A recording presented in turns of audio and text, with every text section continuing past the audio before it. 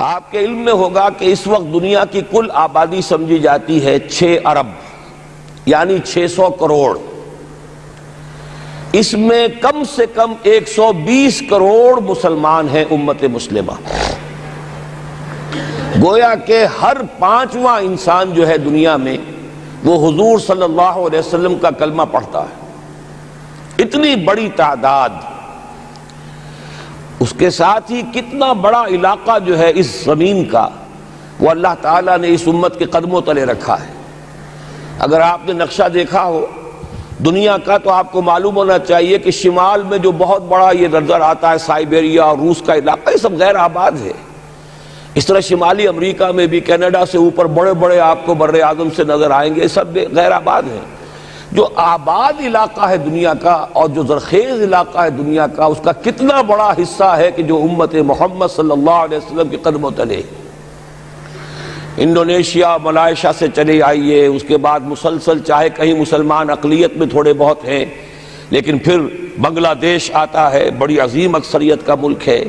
پھر بھارت میں اگرچہ اقلیت میں ہے لیکن 20 کروڑ مسلمان بھارت میں اس وقت ہے. پھر جو پاکستان سے شروع ہوا سلسلہ، افغانستان، ایران، چلتے جائیے ادھر ترکستان، چینی ترکستان، روسی ترکستان، پھر آگے چلیے عالم عرب، افریقہ کا پورا شمالی علاقہ، افریقہ کا تقریباً سارا وسطی علاقہ. یہ سب کیا ہے؟ کتنا بڑا رقبہ ہے. اور ہر طرح کی نعمت اللہ نے دی ہے. اس میں نباتات بھی ہیں، اس میں معدنیات بھی ہیں، اور سب سے بڑھ کر آج کی دنیا میں جو اہم ترین شے ہے کہ پیٹرول جو ہے، تیل جو ہے، اس کے سب سے بڑے ذخائر وہ ہیں کہ جو مسلمانوں کے قدمے تلے. اتنی تعداد میں ہونے کے باوجود،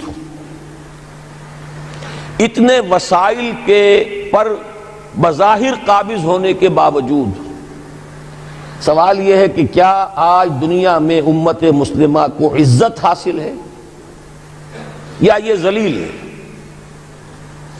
اسے غلبہ حاصل ہے یا مغلوب ہے؟ اسے کوئی دنیا میں وقار حاصل ہے یا یہ بالکل بے وقار ہو کر رہ گئی؟ یہ بات ہے جو ہمارے سمجھنے کی ہے. آج کیوں ذلیل کہ کل تک نہ تھی پسند گستاخی فرشتہ ہماری جناب میں. اس وقت صورت یہ ہو چکی ہے، آپ کو معلوم ہے کہ ہر جگہ پر پسماندگی کا نشان مسلمان ہیں. ہمارے سارے وسائل پر دوسروں کا قبضہ ہے. ایک ہی شے رہ گئی تھی تیل، خلیج کا تیل، اس پر بھی آ کر امریکہ کی فوجیں ان کے سر پر بیٹھ گئی ہیں. سارا کا سارا تیل اب ان کے قبضے میں ہے. ادھر خلیج کے دہانے کے دونوں طرف وہ اپنے مورچے بنا رہے ہیں تاکہ یہاں کسی کا داخلہ نہ ہو سکے. بڑے بڑے جتنے لوگ ہمارے ہیں ان سب کی دولت ان کے پاس ہے. کہنے کو تو سلطان آف برونائی دنیا کا امیر ترین آدمی ہے، لیکن دولت ہے کہاں اس کی؟ انویسٹڈ تو وہی ہے، اسی کے بینکوں میں ہے، انہی کی کمپنیوں میں ہے. کسی کے پاس کچھ نہیں ہے. سعودی عرب کے کوئی ڈالرز ہیں تو کہاں ہیں؟ جیسے شہنشاہ ایران کا جو اثاثہ تھا، سرمایہ تھا، جو سارا کا سارا انہوں نے جو ہے وہ فریز کر لیا. تو یہ دولت تو ساری وہی ہے. کہنے کو ہے کہ آپ کے اکاؤنٹ میں اتنا روپیہ ہے، لیکن سوال یہ ہے کہ وہ اکاؤنٹ فی الواقع کس کے قبضے میں ہے؟ پھر آپ کو معلوم ہے کس طریقے سے مسلمانوں کے ساتھ سلوک ہو رہا ہے. ہر جگہ پر جہاں چاہیں، جس طرح چاہیں انہیں ستا لیں. اور ان میں بھی سب سے بڑھ کر جو بات میں آپ سے کہوں گا، آج دنیا میں جتنے بڑے پیمانے پر محمد عربی صلی اللہ علیہ وسلم کی توہین و تذلیل ہوئی ہے، پوری انسانی تاریخ میں نہیں ہوئی. رشدی نے کتاب لکھی، بدترین حملے کیے. کیا رنگیلا رسول کتاب تھی جو لکھی تھی کسی ہندو نے، جس کو کہ ایک مسلمان نے پھر خنجر گھونپ کر اور ہلاک کر دیا تھا. وہ تو کچھ بھی نہیں تھی. اس کتاب کو رنگیلا رسول کو 100 سے ضرب دیجئے تو یہ کتاب بنتی ہے سیٹنک ورسز، اور وہ ملینز نہیں بلینز کی تعداد میں شائع ہوئی. اس کے خلاف احتجاج اگر کسی نے کیا ہے تو ان کے اوپر جوتے پڑے ہیں، ان پر ڈنڈے پڑے ہیں. پوری مغربی دنیا اس کے پیچھے آ گئی ہے، سپورٹ کیا ہے. لے دے کے ایک ملک نکلا ایران، اس نے کم سے کم یہ کہ اس کے قتل کا فتویٰ تو دیا، لیکن کیا کرے، قتل کرنے کی تو نوبت نہیں آئی. پورا عالم عیسائیت اس کی پشت پناہ ہے، اس کی مدد کر رہا ہے. یہ اتنی بڑی توہین محمد رسول اللہ صلی اللہ علیہ وسلم کی اور آپ کی ازواج مطہرات کی اور یہ بظاہر ایک ایسے شخص کے ہاتھوں جس کا نام مسلمانوں کا سا ہے، اس کا اتنا بڑے پیمانے پر ہونا، اور پھر یہ کہ مسلمان 120 کروڑ ہونے کے باوجود کچھ نہیں کر سکتے۔ میں وہ چیزیں نہیں گنوانا چاہتا کہ 15 لاکھ جو ہیں وہ ہمارے افغان بھائی جو ہیں انہوں نے جانیں دیں، فائدہ کس کو پہنچا؟ تاحال امریکہ کو، کہ اس کی جو مد مقابل قوت تھی USSR وہ ختم ہو گئی۔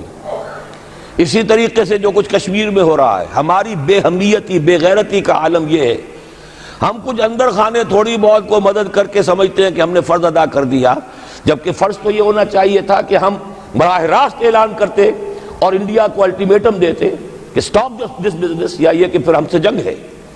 جنگ کا نتیجہ تو پھر اللہ جس کو چاہے دے گا، اگر انسان اللہ تعالیٰ پر اعتماد رکھتا ہو، توکل رکھتا ہو، اپنے موقف کی حقانیت پر بھی اسے یقین ہو، تو کم من فیۃ قلیلۃ غلبت فیۃ کثیرۃ، تاریخ میں ہمیشہ ہوتا آیا ہے کہ چھوٹی قوتیں جو ہیں ان کو غلبہ اللہ نے عطا کیا ہے بڑی قوتوں پر، لیکن بے غیرتی کا عالم یہ ہے، بے حمیتی کا عالم یہ ہے، زبانی کلامی ہم سے بڑا ہمدرد کوئی نہیں مسلمانان کشمیر کا، جس لیڈر کو دیکھو بڑھ چڑھ کر بیان دے گا، لیکن عملاً ہم کیا کر رہے ہیں؟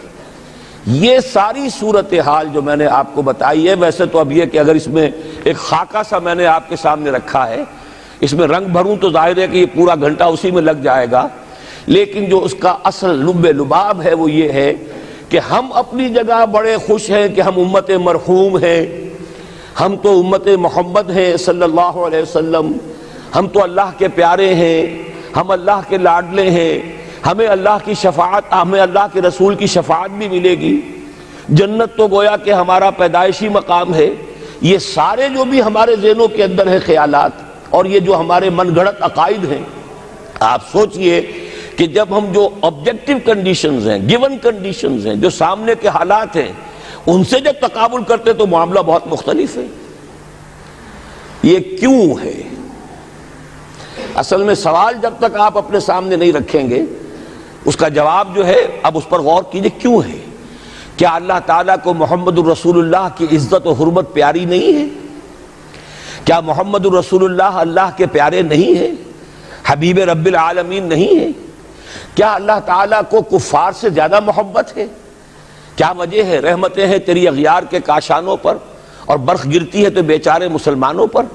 سائنس میں وہ آگے ہیں، مالیات پر ان کا شکنجہ کسا ہوا ہے پوری دنیا پر، تہذیب ان کی ہے، تمدن ان کا ہے، ہم تو ان کے کیمپ فالوورز ہیں، نقش قدم پر چل رہے ہیں، ہم تو ان کی صرف یہ کہ نقالی کر رہے ہیں۔ تو سوچئے وجہ کیا ہے؟ کیا اللہ کو کفر زیادہ پسند ہے اسلام سے؟ کیا اللہ کو محمد الرسول اللہ صلی اللہ علیہ وسلم کی عزت و حرمت کا کوئی خیال نہیں؟ سوچنے کی بات ہے۔ ظاہر بات ہے کہ ان سوالات کا جواب تو ہاں میں آپ نہیں دے سکتے، یقیناً ایسا نہیں ہے۔ بہرحال وہ کافر ہیں، وہ اللہ کو نہیں مانتے، اللہ کے رسول کو نہیں مانتے، چلیے اللہ کو کسی نام سے مان لیا، گاڈ کہہ دیا، لیکن اللہ کے رسول کو تو نہیں مانتے۔ ایمان کا سارا دار و مدار تو رسالت پر ہے، اللہ کے اس کلام کو تو نہیں مانتے، اور اس کے باوجود ان کے لیے عزت ہے۔ رحمتیں ہیں تیری اغیار کے کاشانوں پر، برف گرتی ہے تو بیچارے مسلمانوں پر۔ یہ ایک لمحہ فکریہ ہے، یہ سوچنے کی بات ہے کہ ایسا کیوں ہے۔ اس کا جو جواب میں آپ کو دوں گا وہ ذرا سا کڑوا جواب ہے۔ نوارا تلخ ترمیزن چو ذوق نغمہ کمیابی، بات کہنی پڑتی ہے جب تک کہ کڑوی بات کہی نہ جائے، حقائق کو دیکھنے کی جرت پیدا نہ کی جائے، مواجہہ نہ کیا جائے، فیکٹس کو فیس نہ کیا جائے، اس وقت تک بات صحیح نہیں ہوگی، اور نہ ہم صحیح تشخیص کر سکیں گے، نہ صحیح تجویز کی طرف ہمارا ذہن منتقل ہوگا۔ میں بہت سخت بات کہہ رہا ہوں، آج آسمان کے نیچے اس زمین پر عذاب الہی میں گرفتار امت مسلمہ ہے۔ بالفعل آج ہم امت مرحومہ نہیں ہیں، رحمت والی امت نہیں ہے، امت معذبہ ہیں۔ آج ہم پر اللہ کا عذاب ہے۔ وہ کیوں ہے؟ دیکھیے اللہ کا قانون یہ ہے، اور یہ اللہ کی سنت ہے، میں نے اپنی ایک کتاب میں اس پر مفصل بہت مضمون لکھا ہے، قرآن کا قانون عذاب۔ ایک عذاب تو آیا کرتا تھا ان قوموں پر جن کی طرف اللہ رسول بھیجتا تھا، اِنَّا أَرْسَلْنَا نُوحًا إِلَىٰ قَوْمِهِ، اگر رسول کی بات مان لی تو قوم کے لیے